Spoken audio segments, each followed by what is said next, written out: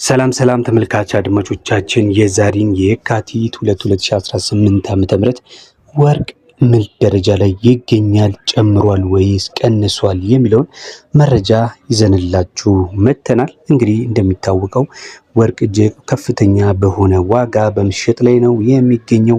የዛሬም የዕለተ ሰኞ በጉጉት የሚጠበቅበት ቀን ነው። ምክንያቱም ሰኞ ከሌሎች ቀናቶች ባልተለመደ መልኩ አንዳንዴ በከፍተኛ ደረጃ አንዳንዴ ደግሞ ዝቅ ብሎ ሲሸጥ ያየንበት ወቅት ስላለ ማለት ነው። ዛሬ ሰኞ ሁሉንም ካራቶች አስመለክታችኋለሁ።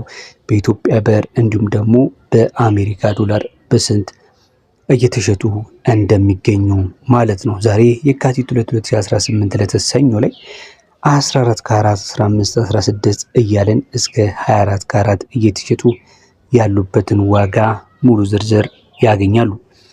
ቪዲዮውን በላይክ መጀመር እንዳይረሳ።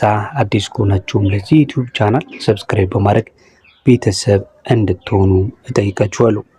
እንግዲህ ዶላር ወርቅ ምንም አይነት ቅናሽ አላሳየም ማለት ይቻላል።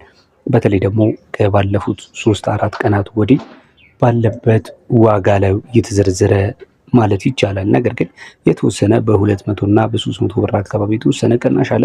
ዞሮ ቅናሽ አይጠላምና ሁሉንም ቅናሾችን የማሳያችሁ ይሆናል። የተሻለ የትኛው ካራት ቀንሷል፣ ብዙ ያልቀነሰው ካራት ደግሞ የትኛው ነው የሚለው እንግዲህ እንመለከታለን ማለት ነው። ከ14 ካራት ነው የሚጀምረው። 14 ካራት በአሜሪካ ዶላር ዛሬ ላይ በ92 ከ72 እየተሸጠ ነው የሚገኘው። በኢትዮጵያ ብር ደግሞ በ14348 ከ55 በመሸጥ ላይ ይገኛል። እንግዲህ በንጽጽር ካየነው ትላንትና ከትላንቱ ላይ ከነበረበት ዋጋ በ100 እና በ200 ብር አካባቢ የተወሰነ ቅናሽ እንዳለው ለመረዳት ችለናል። ይቅርታ ቅናሽ ሳይሆን ጭማሪ ለማለት ፈልጌ ነው። ምክንያቱም በአንድ ወቄት ራሱ የነበረውን ያለውን ወደ በኋላም አካባቢ ማሳያችሁ ነው የሚሆነው።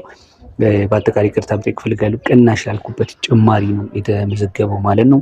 15 ካራቱንም ስንመለከት እንግዲህ በ99 ከ35 እየተሸጠ ነው የሚገኘው በአሜሪካ ዶላር። በኢትዮጵያ ብር ደግሞ በ15373 ከ42 በመሸጥ ላይ ይገኛል።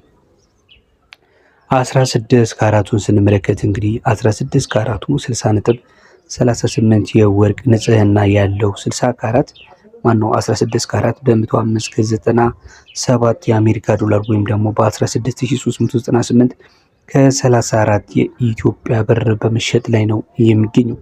በመቀጠል የምንመለከተው የ17 ካራቱን ሲሆን የ17 ካራቱ እንዲሁ